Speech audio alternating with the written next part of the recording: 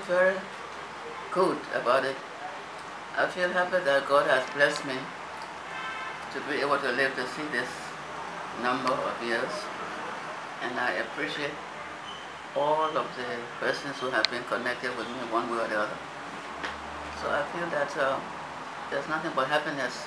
I cannot be sad about having a birthday like that. And I would like to say a big thank you to all of those who have found it necessary to congratulate me, or to be with me, or to say nice things about me. And I think that it has been a good pleasure for me. Do you feel fulfilled? What? Do you feel fulfilled? Oh yes, I do feel fulfilled. I feel that I have done what I could.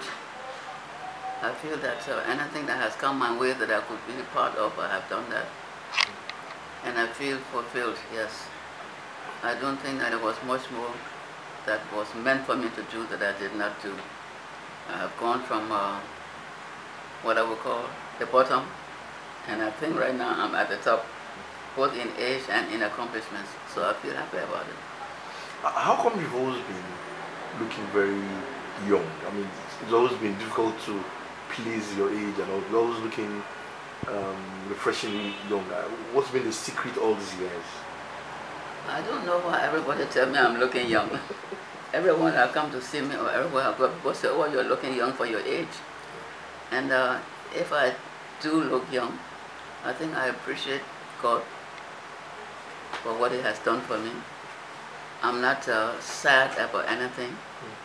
I don't have any problems I figure I cannot achieve or settle or whatever.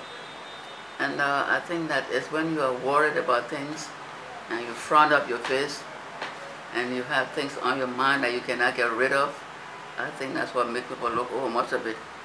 And some of it I think is inherited. But as far as I'm concerned, I think that I have tried to live my life on a day-to-day basis and to accomplish what I could and to solve problems as they arise and to do goodness whenever I could. And I feel that all of that has helped to make you look how everybody say I'm looking. But what's the secret? Is it that you don't face problems or you don't face challenges? But in this environment that is tough and all that, how have you been able to? Of course I face problems and challenges. I think everyone faces problems and challenges who live in this environment. But I think you must be able to deal with your challenges, to do something about it, to solve it the best way that you can, and to appreciate others who help you to solve problems and challenges when they come your way. So I do find that there are challenges, but I don't want the challenges to get you down where you cannot get up and move around.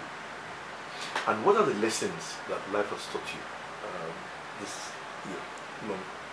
Well, as I've been saying, life has taught me to be thankful for all that has come my way. Life has taught me to appreciate others, to do good for others if I can. Not to be a person who go about trying to make problems. I try to solve problems whenever they come my way. I have contributed, as I think, to the development of many young people in this country by establishing beauty school, which is 35 years old this year. 35? 35. OPRAL Benson Beauty Training Institute, they can give you information about it. And I have been part of many other organizations that have done very well for Nigeria. So really, I think that there's not much you can say except do what you can, do the best that you can, contribute whenever you can, and make sure that at the end of the day, you're making some people happy. You've always been blessed with a very good skin, and I'm wondering... Blessed with what? A very good skin. Skin? Yes. And I'm wondering, is it because you studied beauty, or is it that naturally you've... I think my skin is natural. Yes, my skin is natural. I don't do much with it. I think that from what I have seen of some people who have come to do beauty courses, and for some who have come to take beauty treatment, I think I've been a lucky person because I haven't had to do any of those things by way of treatment and all that. I think I just have an inherited natural skin, and my family was the same way. So maybe it runs in somebody's family, I don't know. But I haven't had any problem with my skin at all. And what has always been your advice to women generally in order for them to have a good skin? What has been over the years? Well, what I've told them is that if you're not happy with your skin, or if you don't appreciate how you look or how you feel, get someone to advise you. Get something to do about it. And that was one of the reasons why I started a beauty school and a beauty training, and to be able to help women who want to come up and do something about these things. So I think you need not run away from whatever has come your way. Anything that comes your way, including your skin and your body, try to solve those problems the best way that you can. That's my advice to them. And this is why we render such services. And from your observation, what are the major mistakes that women make with their skin? Make for what? What are the major mistakes that Nigerian women make with their skin? With their skin? In trying to get a good skin. Well, I think that some of the mistake is trying to put the wrong type of thing on their skin. Some want to bleach their skin. Some want to look different from the colors that they have. Some think that if I use this or that, I'm going to get younger, and all of those things. And I think you should just be as natural as you can, and keep your face and your skin clean. There are some type of products that do not harm the skin, and I'm not saying that they should not use such things, but you shouldn't go out for things which are on the other side of the fence and who is going to make your skin look worse than what it is, and you say you're trying to solve it. So I would advise that be careful, know what you're going to do, get some advice if you don't have it before you start putting things onto your skin. Okay. What has been the achievements of your beauty school over the last 35 years? What would you call the major achievements?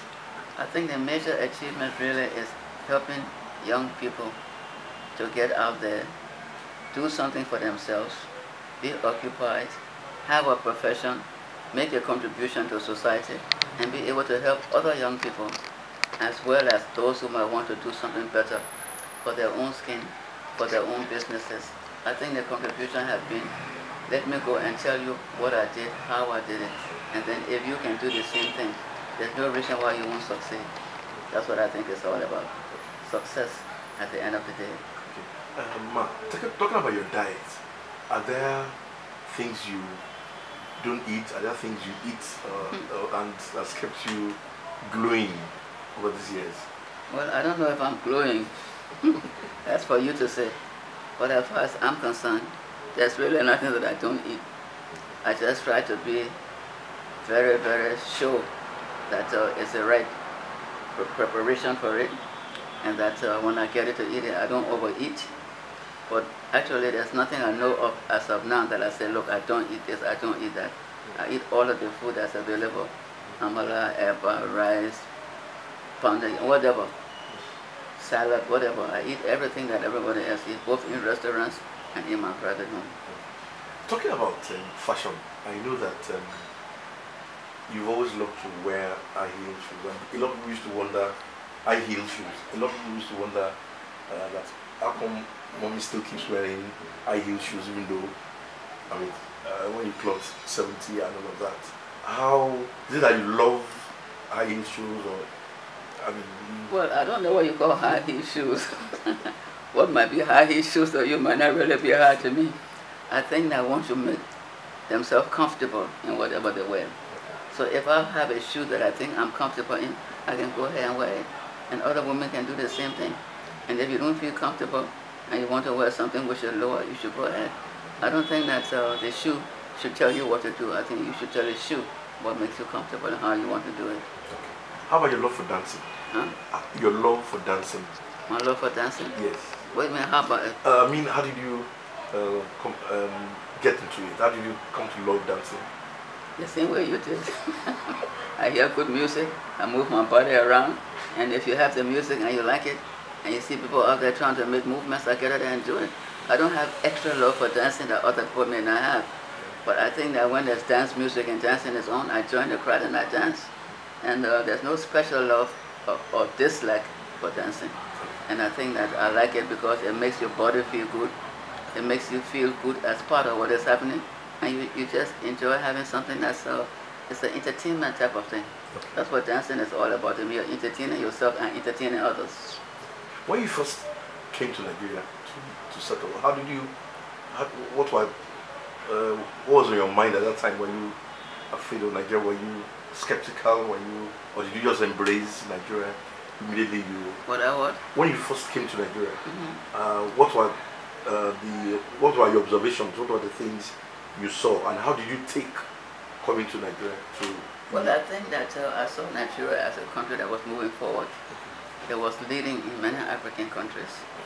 And my husband at the time was in the information ministry. And so we used to go around many places and I see people in different parts of Nigeria. And I think that Nigeria was a country that was bound to move forward if you have the right person moving along with it. And I think my idea was that whatever you can do to contribute to this development, you should do it. And I thought that Nigeria would move forward, and it did start to move forward in those years. I've been in Nigeria for quite a number of years, and I think I've seen a lot that has gone on. Like how many years? Well, it's almost 60 years now, 50, around 57 or thereabout. And there's been a lot of changes, I think, in terms of governance and other things. But at the end of the day, I think that Nigeria is on the ground, still appreciated by many, both inside the country and out of the country.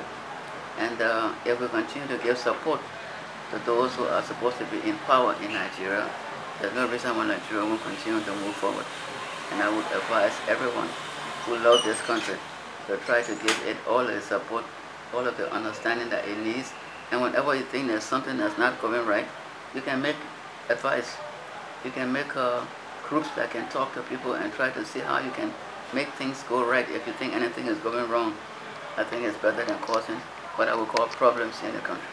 I think the best thing for Nigeria, a country as big as this and as leading as this is in Africa, is to continue to move forward as this country has been doing. And as you can see, the population has really grown a lot, and I think it will continue to grow.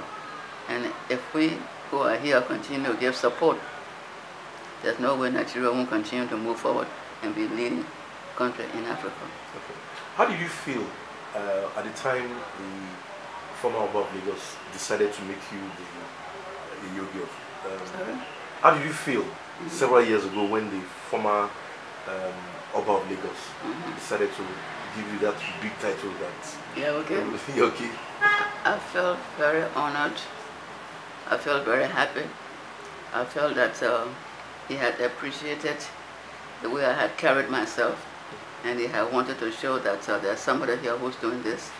And he was a very nice person, and I felt happy.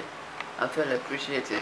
I still feel happy about it because so many people call me Yaoge, although I have 7 other chieftaincy titles, but they still call me Yaoge. I will tell you the various titles that I have.